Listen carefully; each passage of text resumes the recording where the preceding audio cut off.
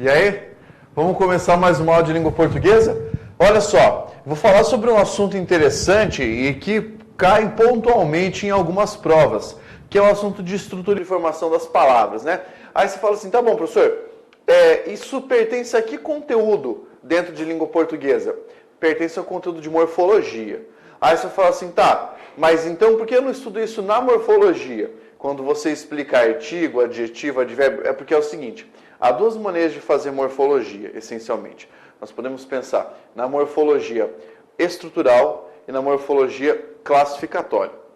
E aí, eu considero que primeiro você tem que saber a morfologia classificatória para depois analisar a morfologia estrutural. A morfologia estrutural depende de umas análises um pouco mais pontuais, tá? Algumas análises um pouco mais detidas. Não é tão difícil, você consegue matar rapidinho, na verdade. Só que, antes de estudar a morfologia estrutural, você tem que saber a classificatória, para saber quando eu falo, isso é um verbo, isso é um substantivo, ter um pouco mais de conforto na hora de estudar essa matéria. Então, vamos fazer o seguinte, vamos trabalhar com a estrutura e formação de palavras e os procedimentos de formação. Por quê? Existem processos de formação que nós estudamos, tá, ao longo da matéria, que vão ser os processos formadores dos vocábulos que nós temos em língua portuguesa, tá ok? Então, apenas para especificar aqui, para você não ficar perdidaço, essa parte aqui de estrutura e formação faz parte da morfologia. Faz parte da morfologia. Dentro da morfologia estrutural, nós temos um pouco da classificatória. Na verdade, quando você pensa lá na classificação, você tem um pouco da parte de estrutura. Tá? E aqui falando a respeito de morfologia estrutural, nós vamos pensar sobre quais são os elementos, tá? Os elementos formadores de vocábulos. Ok? Formadores de vocábulos.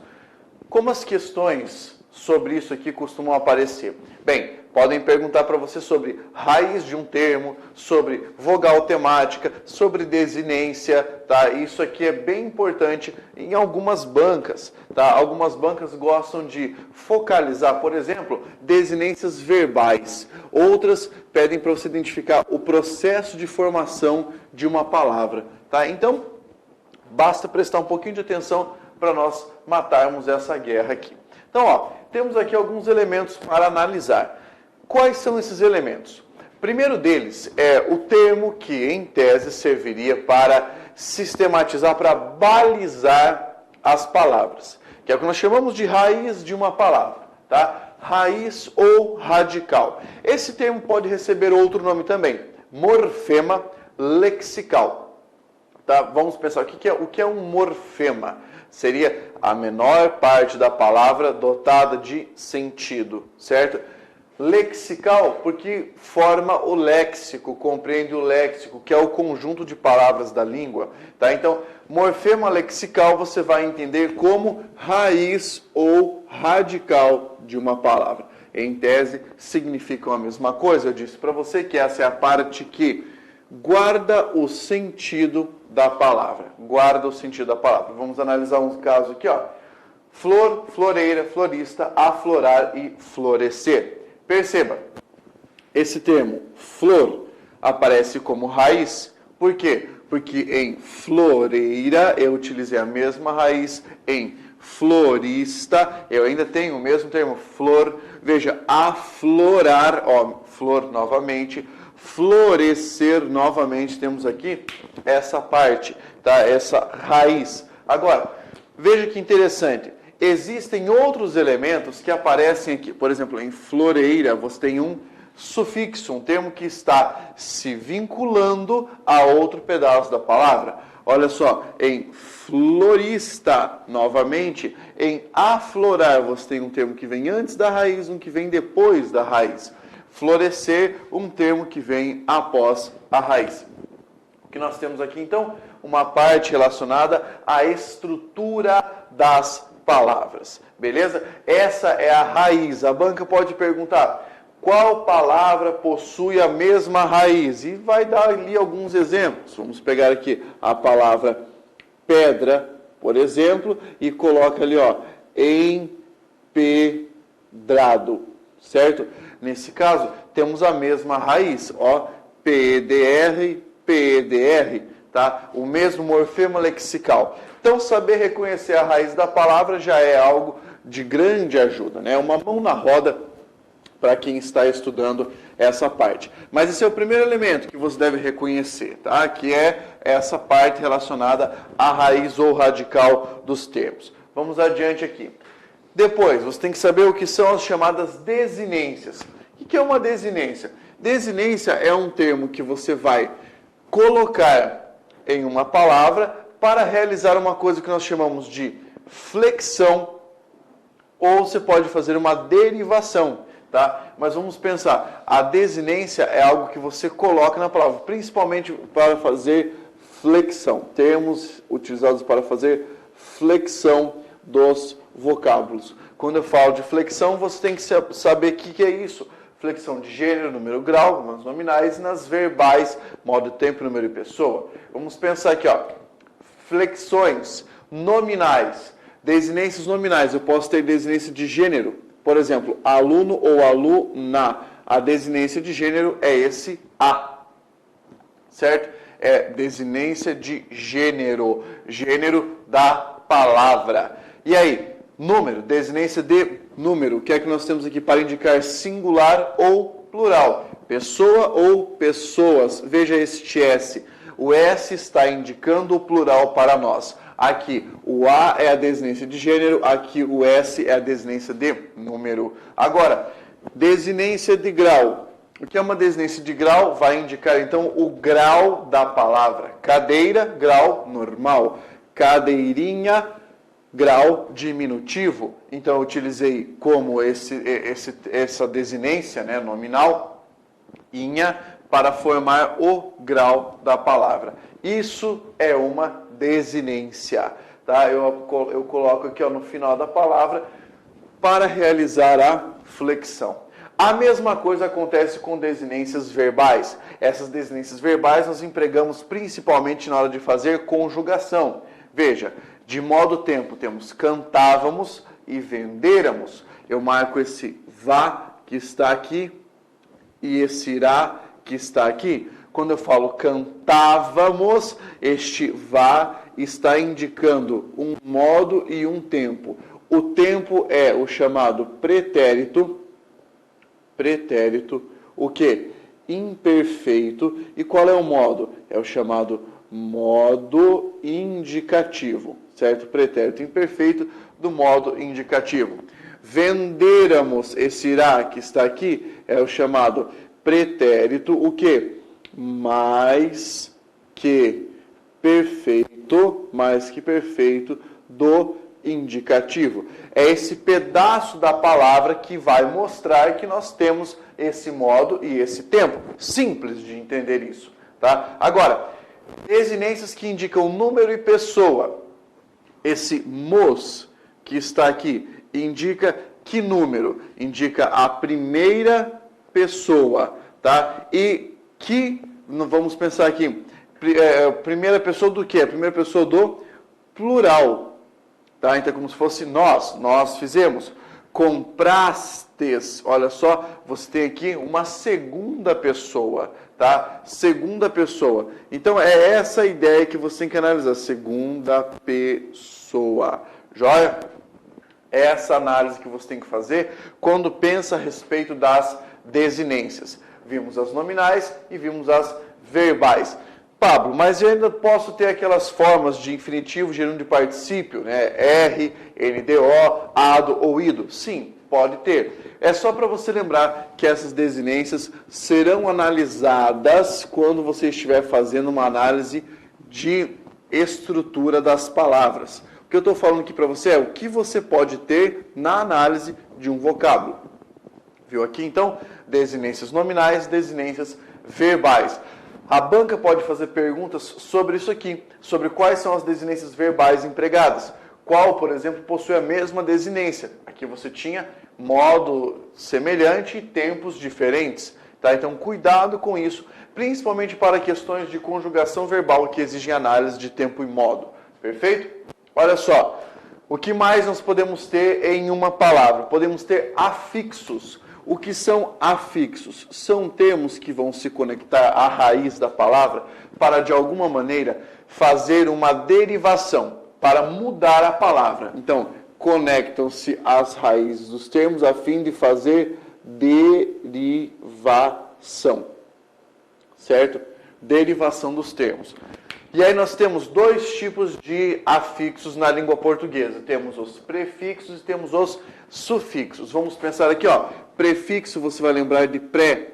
Pré, antes. Então está fixo antes. Antes do quê? Antes da raiz de uma palavra. Raiz, radical ou morfema lexical. Lembre que esse pode ser o nome também. Então, é um pedaço de palavra que vai ser colocado antes da raiz. Por exemplo, em ilegal, você tem este i que aparece antes da palavra legal. Estou fazendo uma derivação da palavra aqui. Eu mudo o sentido, porque se indica o quê? Não. Desleal, a palavra des, que está aqui, indica o quê? Tá? Negação também, ó. Desleal, eu estou fazendo o quê?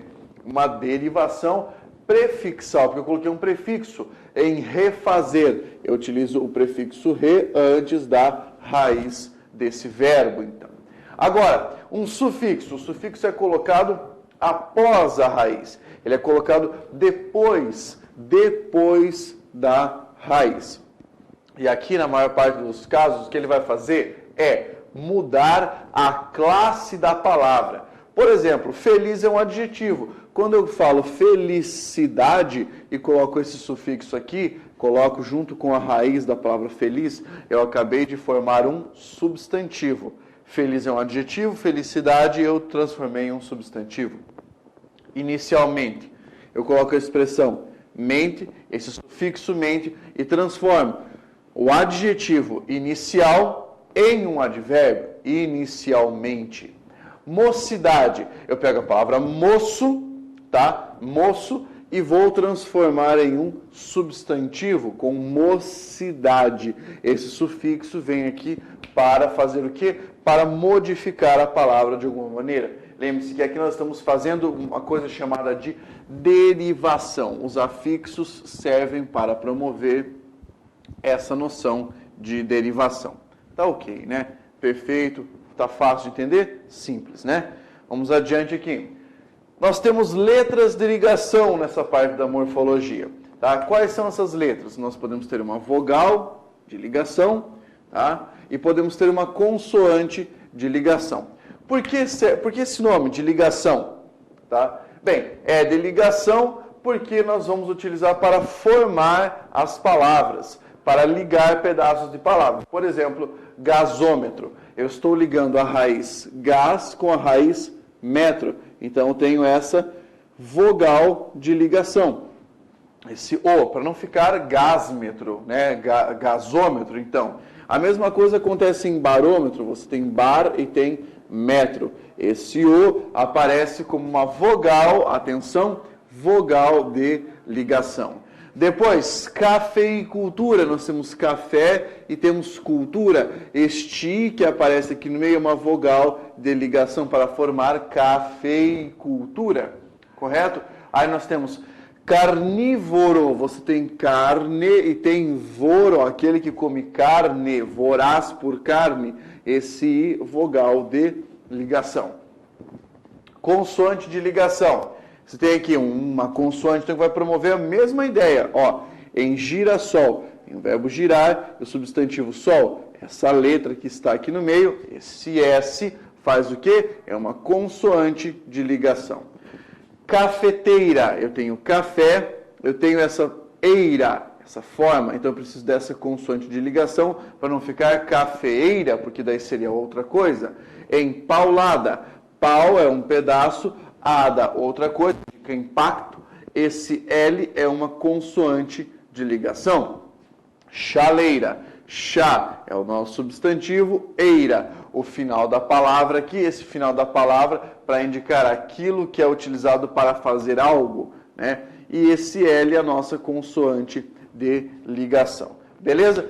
Por favor, não vá confundir vogal de ligação, consoante de ligação, com vogal temática. Isso você estuda lá na estrutura dos verbos. A, E e O. São as, A, E, I, né? São as vogais temáticas para a conjugação verbal. Beleza. Vimos quais são os elementos de análise. Agora vamos dar uma olhadinha em quais são os procedimentos de formação. Existem dois grandes procedimentos de formação, tá? Composição e derivação. Agora, vamos pensar aqui como separar isso. A composição de palavras é um processo de formação em que você vai criar vocábulos, tá? Então, na composição, veja, composição você está compondo, está criando, tá? Vamos ver como é possível fazer composição. Dá para fazer pelo processo de justaposição. O que é isso?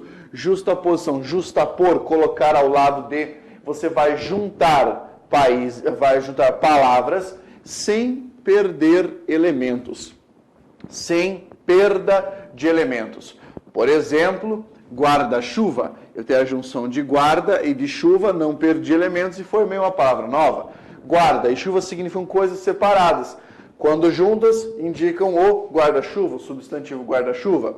Girassol, mesma coisa. Eu tenho aqui, ó, duas palavras, gira e sol. Juntei, não perdi elementos. Arranha-céu, mesma coisa. Tenho arranha e tenho céu. São palavras distintas que, ao se juntarem, acabam se transformando numa nova palavra. Esse é o processo de justaposição. Depois, processo de aglutinação. O que é isso, aglutinação? Vai haver perda de elementos aqui, porque eu vou espremer até que alguma coisa acabe saindo. Por exemplo, embora. A expressão, a palavra embora veio disso aqui, ó. Em boa hora. Tá? Então, juntamos tudo isso, alguns elementos desapareceram e ficou a palavra embora. Fidalgo, né? Filho de algo ou de alguém. Então, tudo isso virou essa expressão. Houve perda de elementos. Aguardente, uma das letras A desapareceu ali. Planalto, plano e alto. Tá? Uma letra também foi embora. Boquiaberto, boca aberta. Também modificamos aqui. Então, houve perda de elementos. Então, esses dois são os principais. Justaposição e aglutinação. Existe um outro procedimento que é chamado de hibridismo. Hibridismo porque a palavra será híbrida quando houver radicais, raízes oriundos de línguas distintas. Perceba, a composição é uma união, uma junção de raízes. Tá? E se você tiver línguas distintas nessas raízes, você terá uma palavra híbrida. Por exemplo, automóvel. Você tem auto, que vem do latim, e móvel, que vem do grego. Sambódromo. Você tem sambo, que vem do quê? Do tupi. E você tem esse dromo, que vem do grego. Beleza? Então, esses aqui são procedimentos de formação de palavras na composição. Justaposição, aglutinação e hibridismo, tá? São formas, são maneiras de compor vocábulos na língua portuguesa. É interessante que quando você estiver lendo um texto, tente sacar a formação de palavras ali. Isso ajuda bastante o candidato, né? Ó, existe um outro procedimento que é chamado de derivação. Na derivação, o que nós vamos fazer? Uma transformação no vocábulo. Então, não é uma composição. Vou pegar o vocábulo e vou transformá-lo. Tá? E nessa transformação, você pode fazer uma prefixação ou derivação prefixal. Colocar um prefixo à raiz da palavra. Olha só. Re, forma, ó. Então, raiz é forma, coloca-se re. Anfiteatro. Anfi, antes de teatro. Cooperação. Ó, prefixo co antes de operação. Esse é o procedimento de prefixação. Ilegal, desvelar, tá? Esse tipo de coisa. Toda vez que você coloca só um prefixo, você tem o procedimento de derivação prefixal. Se você puser um sufixo apenas, você vai fazer uma sufixação ou derivação sufixal. Pedreiro, olha aqui. Engenharia, florista, tá? Dentista, motorista. Tudo que você faz desse modo, você faz uma derivação sufixal. Existe uma que é chamada de prefixal e sufixal. Você coloca os dois elementos. Por exemplo, infelizmente, tá? Eu tenho aqui in, prefixo, mente, sufixo. A raiz é feliz. Ateísmo, eu tenho esse a, certo? Que indica o quê? Não. O teísmo, esse ismo é o sufixo. A raiz é só te. Desordenamento, des, prefixo, esse amento é o sufixo. Então, prefixal e sufixal ao mesmo tempo. Veja que nesse caso eu posso falar desordem ou ordenamento, teísmo, ateu, felizmente ou infeliz. Existem as formas separadas, né? Se eu tirar o prefixo ou o sufixo, ainda está correto falar. Veja bem agora. Existe uma outra derivação chamada de parassintética. Parassíntese ocorre quando você vai ter prefixo e sufixo juntos com uma raiz e você não pode tirar. Se você tirar, vai dar problema para a palavra. Por exemplo, avermelhado. Na raiz vermelho, você tem o A e você tem esse ado. Eu não posso tirar o A e escrever só avermelhado ou avermelho. Não dá para fazer isso. Então, essa é uma derivação parassintética. Veja, anoitecer. Eu preciso desse A e deste ser, né, que está aqui na raiz. Então, não posso dizer à noite nem noitecer. Tem que colocar tudo isso de uma vez só. Emudecer. Esse E, tá? Emudecer. Aqui você tem que formar também. Amanhecer. Ó, o A e este E ser. Na raiz, manhã. Tirar qualquer parte vai prejudicar a construção. Muito bem? Outra derivação, chamada de derivação regressiva, também pode ser chamada de derivação deverbal. O que é isso? Quando você derivar uma palavra de um verbo, geralmente um substantivo. Olha só, abalo vem do verbo abalar. Abalar é o verbo, abalo o substantivo. Eu regredi o verbo para ficar numa forma menor. Lutar. Luta, eu tenho um substantivo luta formado pelo verbo, formado a partir do verbo lutar.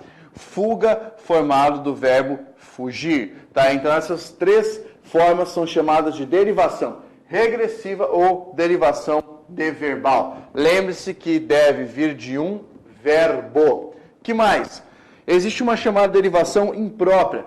O que é uma derivação imprópria? Consiste em atribuir características que não são próprias a uma palavra, ou seja, mudar a sua classe gramatical. Tá? Por exemplo, a palavra jantar é um verbo. Quando eu digo o jantar, eu transformei jantar em um substantivo, o jantar. A palavra não é um advérbio. Quando eu falo um não, eu transformei o advérbio em um substantivo. O seu sim, a palavra sim é um advérbio. Quando eu coloco esse o aqui, eu transformo em um substantivo. O pobre. Pobre é um adjetivo. Ao colocar esse artigo aqui, eu transformei em um substantivo. Esse é o procedimento de derivação imprópria. Você atribui características que não são próprias à palavra. Perfeito? Simples de entender isso aqui, né?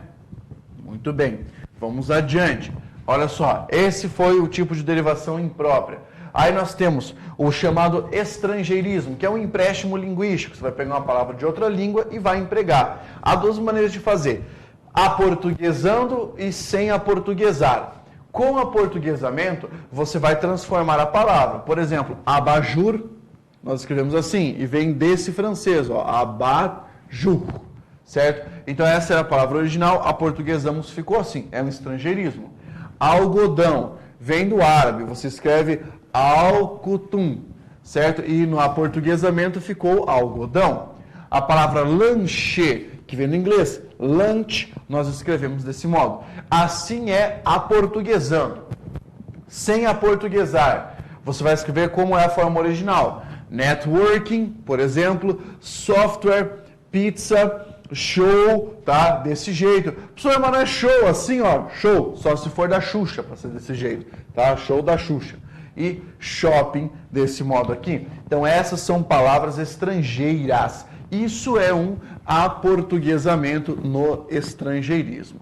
Tranquilo, né? Fácil de entender isso aqui. Beleza. Vamos pegar o próximo caso aqui, ó. Acrônimo e sigla. Bem, qual a diferença? Você pode ter aqui, ó, um acrônimo, é um pedaço de palavra que você vai transformar numa palavra nova. E sigla, só as iniciais.